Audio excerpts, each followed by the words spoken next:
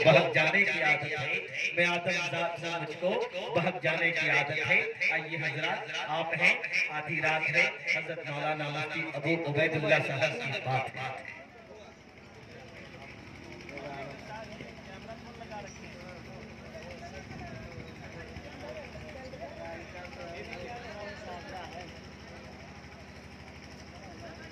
ये जो सामने कैमरामैन हैं जो अपना चला रहे हैं, टेलीकास्ट कर रहे हैं,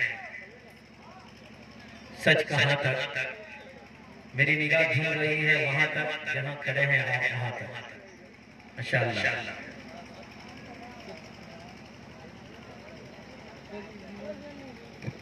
हेलो,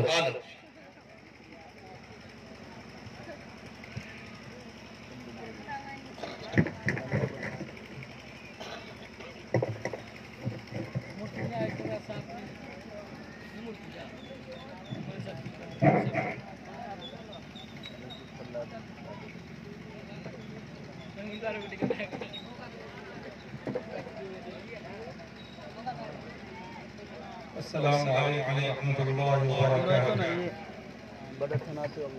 नहमदुहु व नसल्ली अला रसूलिल करीम, अम्मा बाद। फ़क़द क़ाल अल्लाहु तबारक व तआला फ़िल क़ुरआनिल मजीद, अऊज़ु बिल्लाहि मिनश शैतानिर रजीम, बिस्मिल्लाहिर रहमानिर रहीम। वलिल्लाहि अला नासि हिज्जुल बैत मन इस्तताअ इलैहि सबीला। वक़ाल नबी सल्लल्लाहु अलैहि वसल्लम, अल हज्जुल मबरूर लैसा लहुल जज़ाउ इल्लल जन्नह। वक़ाल नबी सल्लल्लाहु अलैहि वसल्लम, ताबिउ बैनल हज्ज वल उम्रह फ़इन्नहुमा यनफ़िल फ़क़्र वज़्ज़ुनून कमा यनफ़िल कीलु ख़ुब्ज़ल हदीद वज़्ज़हब वल फ़िज़्ज़ा औ कमा क़ाल अलैहि सलातु वस्सलाम। गिरामी क़द्र मुअज़्ज़ज़ बुज़ुर्गों, सामईन किराम, पर्दे में बैठकर सुन रही हमारी बहनों, आज ये इंतहाई मुतबर्रक प्रोग्राम बड़ी ऊंची निस्बत से मुनाकिब किया गया है। इस प्रोग्राम की निस्बत हज्ज बैतुल्लाह से है। हमारे बीच से एक हमारे भाई आली क़द्र जनाब मोहम्मद मुस्तकीम साहब, जो कल परसों हम सबसे रुखसत होकर के हरमैन शरीफैन की ज़ियारत के लिए तशरीफ ले जा रहे हैं, उनकी रवानगी के लिए, उनसे मुलाकात के लिए और उनसे खाने काबा में जाकर दुआ के लिए और नबी पाक अलैहिस्सलाम के रोज़े अक़दस के पास हम सब के सलाम को पहुंचाने के लिए हम सब दरखास्त करने के लिए आए हैं। इन बातों को ज़हन में रखें और हमारे हाजी साहब आली क़द्र जनाब मोहम्मद मुस्तकीम साहब मजलिस में तशरीफ रखते हैं। मजलिस में है क्या? इको बाबू बढ़ा को कम करो, इको कम कर दीजिए, नाम में इको की जरूरत पड़ती है, तस्वीर में नहीं।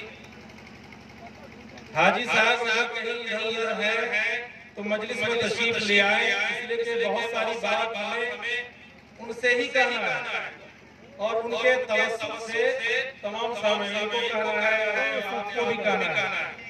बुजुर्गों, बहुत ज्यादा वक्त हम आपके बीच रहेंगे नहीं। हम सबके मखदूम गिरामी मुक़द्दिर शीरी बयान और हम सबके सदर बावक़ार हजरत मौलाना मुफ्ती इज़हारुल हक साहब दामत बरकातुल आलिया आज उनकी सदारत में ये प्रोग्राम मुनक़िद हुआ है और इंशाअल्लाह जब तक दुआ नहीं होगी ये प्रोग्राम उन्हीं की सदारत में चलेगा और इंशाअल्लाह उनकी दुआ पर इख्तिताम पजीर होगा। और उनसे पहले हम सबके दिल की धड़कन आप जानते होंगे, हमारे पूरे खित्ते बिहार और बंगाल के मशहूर चतुर्वेदी हजरत मौलाना कारी मोहम्मद असलम साहब चतुर्वेदी नदवी दामोदर का डालिया जो बड़े बड़े प्रोग्राम को खिताब करते हैं। आज हम सब के खाने पीने का इंतजाम कर रहे थे, हम सबको अजीब तरह से लग रहा था, लेकिन बाहर के मेजबान ठहरे और हम छोटे छोटे लोग उनके मेहमान ठहरे। उनके जबरदस्त तकलीफ समाज करनी है और सदर बाजार की अच्छी खिताबत, और हम समझते हैं कि पूरी रात हज़रत मुफ्ती साहब को छोड़ दिया जाए तो शुक्र बेमुहार की तरह ऐसे मुकर्रिर हैं कि जो हर एक को लगा कर किसी को कुर्सी से उठने नहीं देते हैं। हम सबके बीच तशरीफ रखते हैं और हम सब बिला वजह के सामने कुर्सी पर आ गए हैं, लेकिन नाज़िम साहब की ज़ुबान में इतनी मिठास है कि जिसको ये बोलते हैं, पैसे वाले को बोलते हैं तो पैसा लेकर हाजिर हो जाता है, और पीछे से जिस आदमी को बोलते हैं वो महफिल में खड़ा हो जाता है। लेकिन एक अजीब इत्तेफाक है कि जब लाउड स्पीकर के घंटा के लिए कह रहे थे तो कोई भी नहीं उठ रहा था। अजीब बात है, एक हमारे भाई वही उठे, बार पाक हम सबको समझदार बनाए। आज की मजलिस बहुत मुख्तसर होने वाली है, दो तीन बात जो हमको याद है, इंशाअल्लाह जल्दी जल्दी अपना सबक सुनाकर इंशाअल्लाह अपनी बात हम खत्म करेंगे। बुजुर्गों, ये जो सफर है, सफर का नाम सफर हज है। इंतहाई मुक़द्दस सफर है, इंतहाई पाकीज़ा सफर है, और ये आशिकाना इबादत है। ऐसी इबादत दुनिया में और कोई नहीं है जितना इश्क़ो मस्ती और अल्लाह की मोहब्बत में मुस्तग़िल होकर बंदा अल्लाह के दरबार में हाजिर होता है और अपना सब कुछ अल्लाह के लिए निछावर कर देता है। आप थोड़ी सी झलक देख करके दो तीन पॉइंट पे हम अपनी बात जल्दी करके निकलेंगे। मेरे बुजुर्गों, इबादतें अलग अलग तरीके की हैं और इस्लाम में हर इबादत की एक अलग शान है। बात इबादतों का ताल्लुक इंसान के बदन से, जैसे कि नमाज और रोजा। हम बदन से मेहनत करते हैं तो नमाज वजूद में आती है, हम बदन को भूखा और प्यासा रखते हैं तो रोजा वजूद में आता है। रोजा और नमाज का ताल्लुक इंसान के बदन और जिस्म से। बहुत सारी इबादत ऐसी है कि जिसका ताल्लुक इंसान के मन से है, जैसे कि ज़कात, सदका, खैरात, उन चीजों का ताल्लुक सिर्फ मन से। आप कमजोर भी हैं, कोई फर्क नहीं पड़ता, लेकिन अगर आपके पास माल है और माल अल्लाह के रास्ते में आप खर्च कर रहे हैं तो ऐसी सूरत में ये इबादत जारी है। और बहुत सारी ऐसी इबादत है दुनिया में कि जिसका ताल्लुक माल से भी है और उसका ताल्लुक जिस्म से भी है। बहुत सारी इबादतें हैं, उसमें से खास मुमताज इबादत ये हज है। इसमें इंसान के जिस्म और बदन की भी जरूरत पड़ती है और इंसान के गाड़ी और हलाल कमाई की भी जरूरत पड़ती है। आदमी अगर कमजोर हो जिस्म के एतबार से तो ये इबादत मुकम्मल तौर से नहीं कर पाएगा, और अगर इंसान पैसे के एतबार से कमजोर हो तब भी ये इबादत नहीं कर सकता। इल्ला ये कि अल्लाह पाक अपनी मोहब्बत में उसे अपने अख्तियार से खुद बुला ले तो वो हवा में उड़ के भी जा सकता है और अल्लाह के पास अपनी हाजिरी दिखा सकता है। बहरकत मेरे बुजुर्गों, हज एक ऐसी इबादत है जिसमें बदन की भी जरूरत पड़ती है और माल की भी जरूरत पड़ती है। इस एतबार से ये इबादत खास, मुमताज और मुक़द्दस इबादत है कि दोनों तरह की चीजें इसमें सर्फ होती है और खर्च होती है। आदमी जब हज के लिए चलता है तो बुजुर्गों वहां चलना यूं ही नहीं होता, बल्कि जब मीकात के पास या जब आप यहाँ कलकत्ता से या दिल्ली से जब आप एयरपोर्ट पे जाएंगे तो वहीं पर आपको इहराम पहना दिया जाएगा और यहीं से आप लब्बैक कह करके गोया के हज के इहराम और नियत के साथ आप यहाँ से चलेंगे। आपने इहराम पहन लिया। इहराम कहते हैं दो चादर को। हमारा आप इतना ही जानते हैं कि इस दो चादर का नाम इहराम है, लेकिन नहीं, सिर्फ दो चादर का नाम इहराम नहीं है, बल्कि इहराम के माने बहुत सारी चीजों को अपने ऊपर हराम करने लेने का नाम इहराम है। इसका मतलब ये हुआ कि हाजी साहब जब तक हज के अय्याम में हज उनका मुकम्मल नहीं हो जाए उस वक्त तक वो खुशबू नहीं लगा सकते हैं, उस वक्त तक सिला हुआ कपड़ा नहीं पहन सकते हैं, बाल नहीं काट सकते हैं, नाखून नहीं काट सकते हैं, किसी जानदार चिड़िया वगैरह को नहीं मार सकते हैं, और अगर अपने पास बीवी भी है तो हलाल तरीके से उसके साथ ख्वाहिश पूरी नहीं कर सकते हैं। जबकि ये सारी चीजें दूसरे वक्त में जायज थी, मगर जब हमने हराम पहना तो ये सारी चीजें हमारे ऊपर हराम हो गई, अल्लाह पाक ने हराम कर दिया। दोस्तों, ihram पहन लेने के बाद आदमी एक आवाज लगाता है, आवाज आपको बताई जाएगी, पढ़ाई जाएगी, लब्बैक अल्लाहुम्मा लब्बैक लब्बैक ला शरीक लक लब्बैक इन्नल हम्द वन निअमत लक वल मुल्क ला शरीक लक। बुजुर्गों, ये आवाज, ये एक जवाब पढ़ाया जाता है।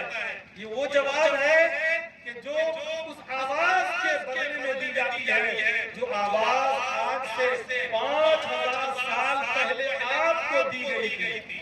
जो आदमी हज पे चलता है, हज के लिए ihram पहन लेता है, गोया उसे 5000 साल हजरत इब्राहिम खलीलुल्लाह अलैहिस्सलाम ने खाने काबा को बनाकर उसे आवाज दी थी। अल्लाह पाक ने फरमाया कि अल्लाह ताला हमने तो आपके घर को आपके हुक्म के अनुसार बना दिया, अब इस घर की देखरेख कौन करेगा, इस घर को आबाद कौन करेगा। अल्लाह ताला ने इरशाद फरमाया था, घबराने की बात नहीं है, वाज़िर फिन्नास बिल हज याती रिजाल व अला निज़ाम याती मिन फज्जिन अमीर। 1400 साल पहले ये जुमला कुरान में लिख दिया गया और आज तक हाफिज हजरात इस जुमले को पढ़ते रहते हैं। क्या ऐलान किया गया था 5000 साल पहले? क्या आप लोगों में ऐलान कर दीजिए हज का, लोग आएंगे चल चल पूरी दुनिया से। कैसे आएंगे? पैदल भी आएंगे और सवारी पर सवार होके भी आएंगे। सवारी का तस्करा बाद में किया और पैदल का तस्करा पहले किया। इसका मतलब यह है कि सफर हज में परेशानी ज्यादा होगी, पैदल चलने वाले को जितनी ज़हमतों का सामना करना पड़ता है, सवारी वाले को उतनी नहीं। इसका मतलब यह है कि ये सफर इंतहाई आदाब वादियों से गुजर कर, परेशानियों से गुजर कर तब जाकर हरमैन शरीफैन की बंदा ज़ियारत करता है। और पैदल का तस्करा करने के बाद जब सवारी का तस्करा आया तो अलाकुल ज़ामिर का लफ्ज़ कहा गया कि कमजोर से कमजोर दुबली पतली जो सवारी है उस पर भी लोग चल कर के आएंगे। पता ये चला कि अगर वहां तक पहुंचने के लिए कमजोर से कमजोर सवारी भी आपको अगर मिल रही है, आसान से आसान तरीके से भी अगर आप किसी तरीके से वहां पहुंच सकते हैं तो आपका हज करना फर्ज है। उसके लिए बहुत ज्यादा पैसे जमा करने और बहुत बड़ी फ्लाइट, उसमें सारी चीजों की सुविधा होने की जरूरत नहीं है, बल्कि सिर्फ 2 खर्च अगर आपके पास जमा हो चुके हैं। नंबर 1 आपके आने जाने जाने का खर्च, और वहाँ जब तक आप रहेंगे वहाँ का खर्चा आपके पास है। और उस दरमियान में आपके अहले अयाल और बच्चों के लिए जो खर्च आप घर में दे सकते हैं, उतना खर्च अगर आपके पास है तो आप पर हज करना फर्ज है। मेरे बुजुर्गों, इस आवाज को आज से 5000 साल पहले लगाई गई। अब वो लोग जिनके मुकद्दर में क़यामत तक हज अल्लाह पाक ने लिख दिया है, वहाँ की शहादत लिख दी है, वहाँ की हाज़िरी के मुकद्दर में लिख दी गई है, उन हजरात ने इस आवाज को सुन लिया है और वही हजरात अल्लाह के पास जा सकते हैं और अल्लाह के दरबार में हाजिर दे सकते हैं। चुनांचे हम लोग भी अल्लाह से दुआ करें कि अल्लाह पाक हम सबको वहाँ की हाजिरी और शहादत की तौफीक अता फरमाए। मेरे बुजुर्गों, जब आप वहाँ तशरीफ ले जाएंगे तो आपका वहाँ क्या काम है?